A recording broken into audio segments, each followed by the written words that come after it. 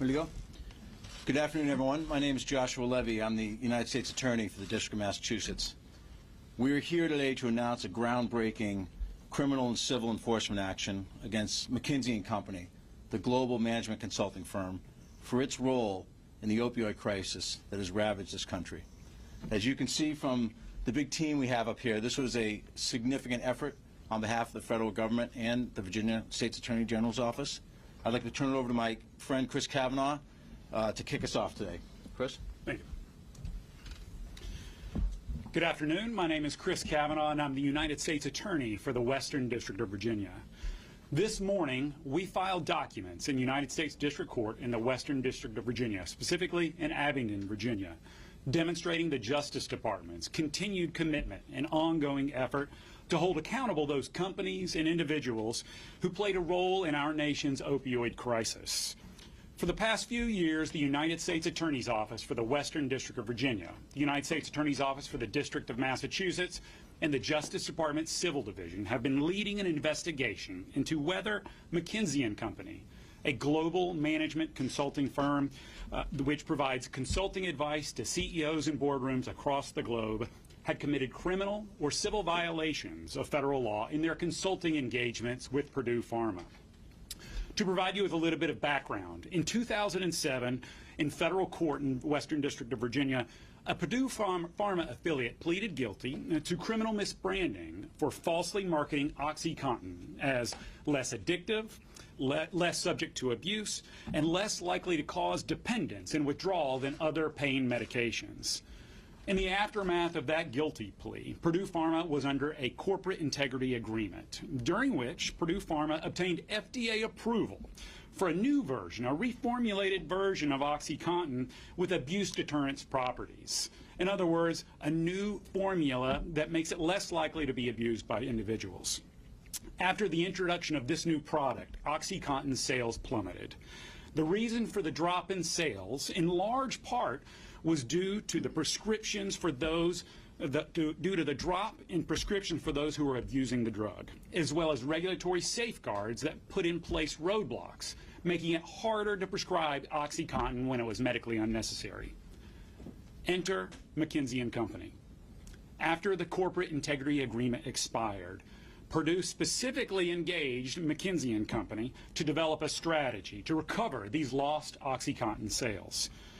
After the corporate integrity agreement expired, this new effort would be called the Evolve to Excellence program, or the E2E program, and included McKinsey advising Purdue on how to turbocharge, a term used by McKinsey consultants, the sales pipeline for OxyContin.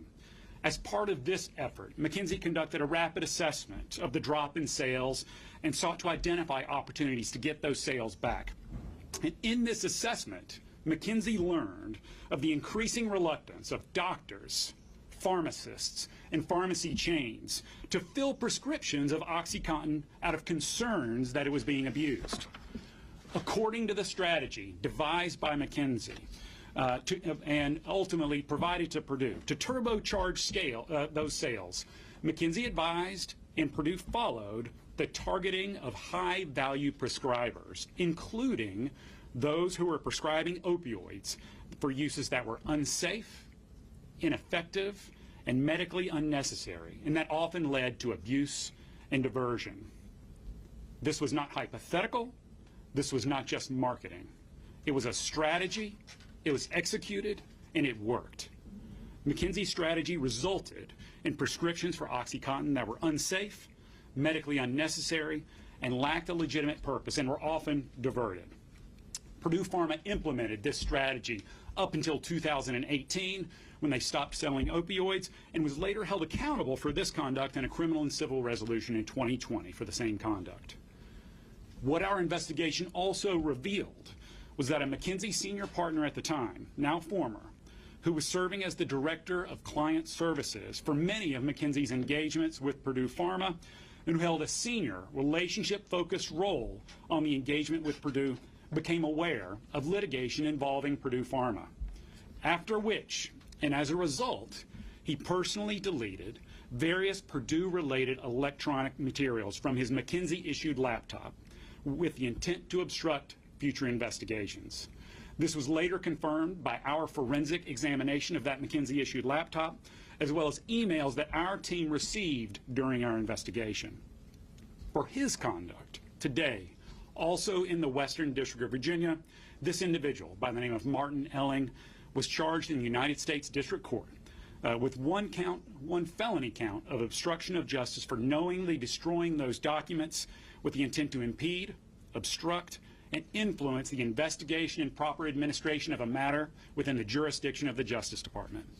He has agreed to plead guilty and is expected to appear in federal court in the Western District of Virginia to enter that plea in the very near future.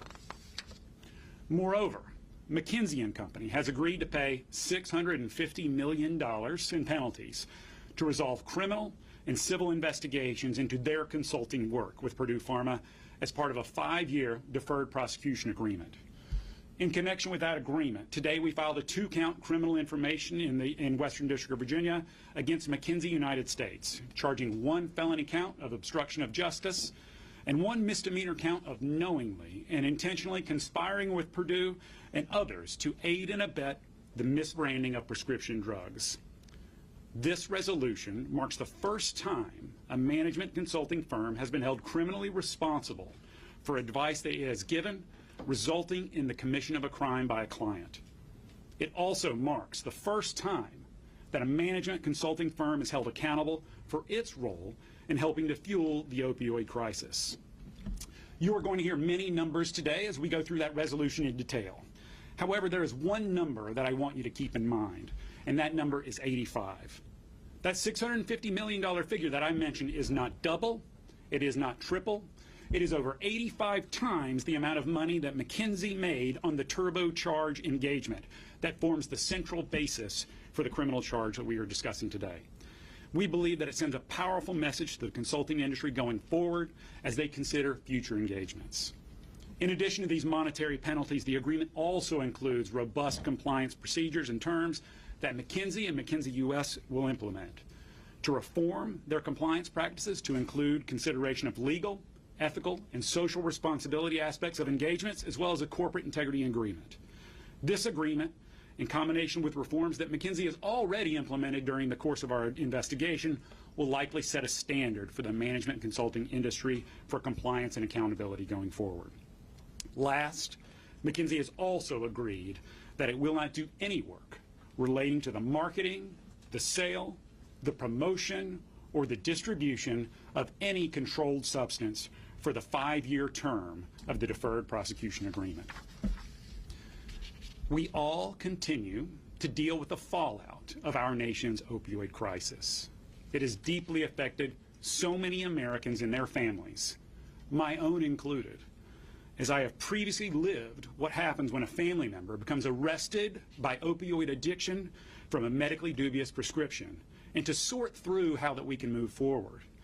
We can witness and we can be grateful about the positive nationwide trend and the decline in overdose deaths linked to opioids, but we cannot become complacent, and we recognize that we have more work to do.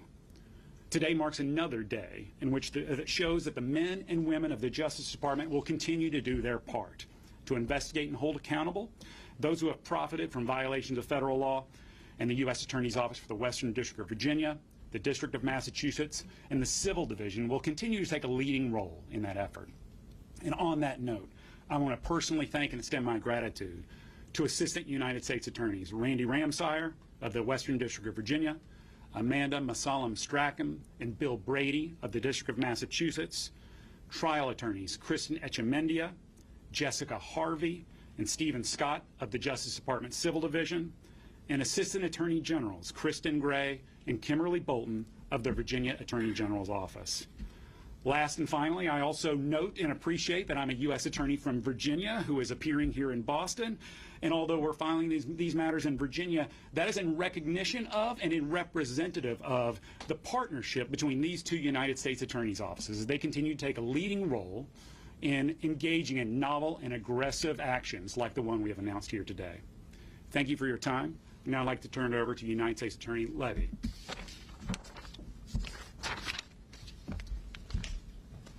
Thanks, Chris. I want to highlight a few aspects of this agreement, but First and foremost, at bottom, this is a case about real people. This is a case about the thousands and thousands of people who've lost their lives to opioid addiction over the last many years, and the family members that leave in their wake, who every day, including today, have to deal with the grief and the despair and the guilt that comes with that. The opioid crisis is one of the single biggest and defining public health crises of our generation. More than twice as many people die of addiction every year than in car accidents. Just this week, right down the hall, I sat with a father in his late 70s who was steeling himself to go down to a sentencing proceeding and tell the judge in one of those cavernous courtrooms about his beloved son who he lost. And that pain was still so raw for him many years later. That's why the Department of Justice, with our federal law enforcement partners, our state partners, have brought thousands and thousands of criminal and civil enforcement actions to combat the opioid crisis. We have charged manufacturers, we have charged distributors, we have charged pharmacy chains, pharmacists, doctors, pill mills. Our drug unit is taking down international cartels and street-level organizations that are pumping this poison onto our streets. We have brought cases against the money launderers who are the lifeblood of the fentanyl scourge in our community. We brought cases against healthcare providers who, because of their own addiction, have diverted pain medication away from patients to feed their addiction. And we brought cases to enforce the civil rights of people who are suffering from opioid use disorder to make sure they get the treatment they need. It's been a full court press for years. It will continue to be a full court press. And today is one further step in that. In holding management consulting firm McKinsey criminally responsible because of the way that it worked hand in glove with Purdue and engaged in criminal conduct that furthered the opioid crisis. Management consulting firms and other professional services firms should take note, as Chris said, of this first of its kind resolution. If a consulting firm conspires with a client to engage in criminal conduct, the fact that you're an outside consultant will not protect you. We will cut through the slick PowerPoints and the consultant speak and hold you accountable for your conduct if you engage in criminal violations. The robust and forward compliance program that's a part of this resolution should be a roadmap for professional services firms and consulting firms so they don't find themselves where McKinsey found itself today. And I encourage everyone to take a look at those terms. It includes implementing a compliance program at professional services firms to make sure that you're not breaking the law or assisting clients in doing so. It includes risk assessments of new clients and new engagements and examining the enforcement history in that area. It includes implementing risk mitigation steps to protect yourselves from engaging in criminal conduct, training requirements for all client-facing employees, record retention policies to make sure that your efforts in the compliance area are documented, independent auditing of the compliance programs. It is a full infrastructure of what professional services firms are expected to do to make sure they don't end up in this situation. And we've built mechanisms in this settlement agreement to hold McKinsey accountable for enforcing and implementing these compliance programs. That includes, starting with this year, a 5-year reporting relationship with the Department of Justice, where they have to certify at the highest levels of the company that they're complying with all the requirements of the compliance program. And we recognize that McKinsey has been proactive in implementing a number of these measures already during the course of the investigation, and they've been responsible in implementing these remedial measures. Lastly, I'll just say that we recognize imposing huge fines and corporate compliance programs, and that's not going to bring one life back, but it is, we hope, going to prevent this conduct from happening again, whether it's in the opioid space or some other next threat to public safety. And lastly, I want to underscore Chris's comments, and I want to praise the members of the investigative team, the lawyers, and all the agents at these agencies. It's their tenacity, it's their skill that brought us to today, and they deserve the credit for what happened today. Thank you, and I'll turn it over now to Brian Boynton from the Civil Division.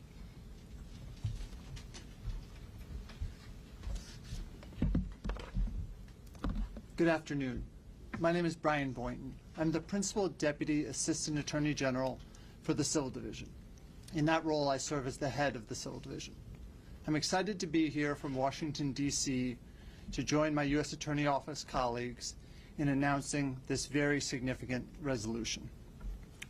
In the Civil Division, we investigate and pursue civil and criminal violations of the Food, Drug, and Cosmetic Act through the Consumer Protection branch of our office. And we investigate and pursue civil violations of the False Claims Act through the fraud section of the Commercial Litigation branch. We've used these civil and criminal tools to hold accountable a wide range of actors who played a role in fueling the opioid crisis in this country. The resolution we're announcing today with McKinsey is part of the Civil Division's broader commitment to combating that crisis. As Chris already discussed, this resolution addresses McKinsey's liability for various criminal violations. We were honored to partner with Chris and Josh's offices and the agencies on that aspect of the agreement. But the resolution we're announcing today also addresses McKinsey's potential civil liability under the False Claims Act. And I want to add a few words about that aspect of the resolution. The False Claims Act is the government's primary civil tool for holding accountable those who defraud American taxpayers by submitting or causing the submission of false claims to federal health care programs and to other federal programs. McKinsey U.S. has agreed to pay over $323 million to resolve the allegations that it violated the False Claims Act in two distinct ways. First, the United States contends that McKinsey caused the submission of false claims to federal health care programs by advising Purdue Pharma to turbocharge its marketing of Purdue's highly addictive opioid drug, OxyContin.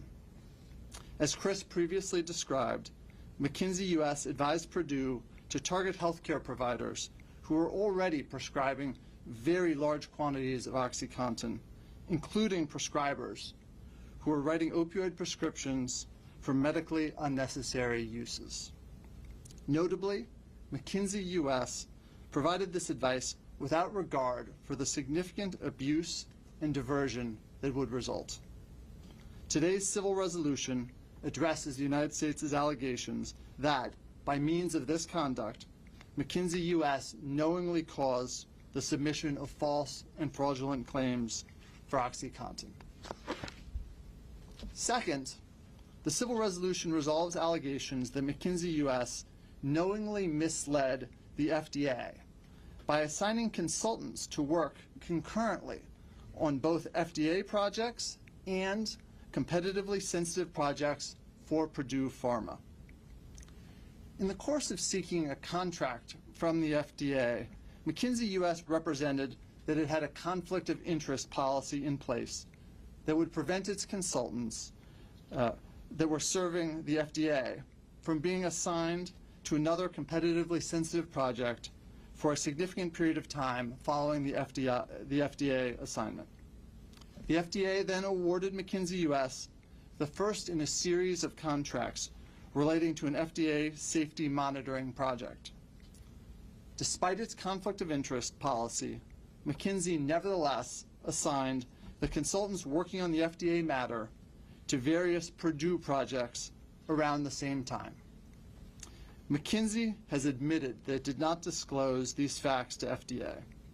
The United States alleged that, by means of this conduct, McKinsey knowingly submitted false claims to the FDA. Today's landmark resolution would not have been possible without the exceptional talent and dedication of a team of public servants from the Civil Division's Consumer Protection Branch and Fraud Section, from the U.S. Attorney's offices in Massachusetts and the Western District of Virginia, from the Medicaid Fraud Control Unit of the Virginia Office of the Attorney General.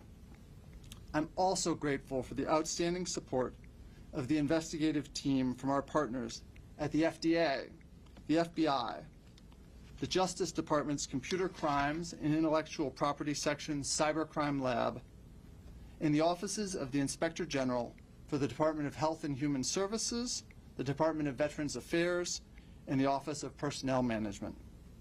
And last but not least, I want to thank Chris and Josh for their partnership and for their leadership on this matter. Thank you very much. Good afternoon. I'm Jody Cohen, the Special Agent in charge of FBI Boston.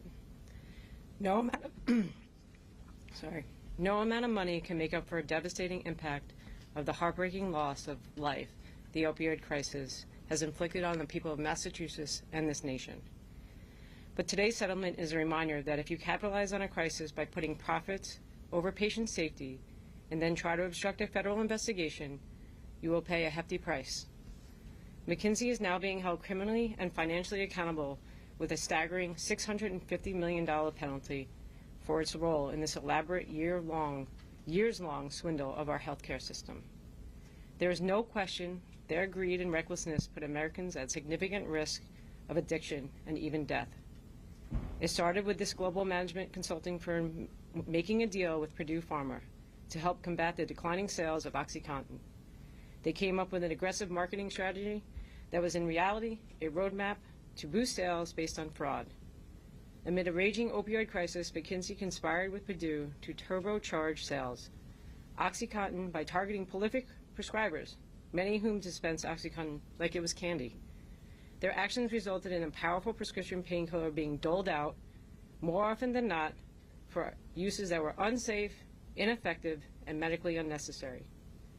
McKinsey consultants were so bold that they even went on ride-alongs with Purdue sales reps to pay personal visits to pharmacists and high-volume prescribers to coax them into writing even more scripts. Essentially, they were no better than street-level dealers reaping a profit from addiction and misery of others. In closing, I'd like to extend my sincere gratitude to everyone who has worked so hard on this investigation, specifically the agents and analysts on FBI Boston's Healthcare Fraud Task Force, our partners at the U.S. Department of Health and Human Service, Office of Inspector General, the FDA's Office of Inspector General, and the VA's Office of Inspector General, and of course, both the U.S. Attorney's Office here in Massachusetts and the Western District of Virginia. I'm going to hand it off to HSS-OIG. Thank you. And good afternoon. The conduct that's fueled the opioid epidemic in this country has taken many forms. Inactions such as those alleged in today's filings have been part of that problem. Over 100,000 Americans died just last year from drug overdose, and millions of people are affected by opioid addiction. Communities, families, and countless lives have been destroyed. Today marks another important step in the process of holding bad actors accountable for their role in contributing to this terrible epidemic. But our work doesn't end here. As part of this criminal and civil resolution, HHS-OIG has entered into a 5-year corporate integrity agreement with McKinsey with the goal of ensuring compliance with the applicable statutes, regulations, and directives of Medicare, Medicaid, and other federal health care programs. Today's result would not have been possible without the strong partnerships of the agencies that are up here today. I want to personally thank all these agencies for their partnership, and I'd also like to thank the talented team of investigators, analysts, and attorneys whose mission it is to fight fraud, waste, and abuse in public health care programs each and every day. We cannot let the quest for illicit profit drive health care decisions, and we're committed to doing everything we can to ensure that patients and their needs remain the primary focus of our nation's health care system. Thank you. Take some questions.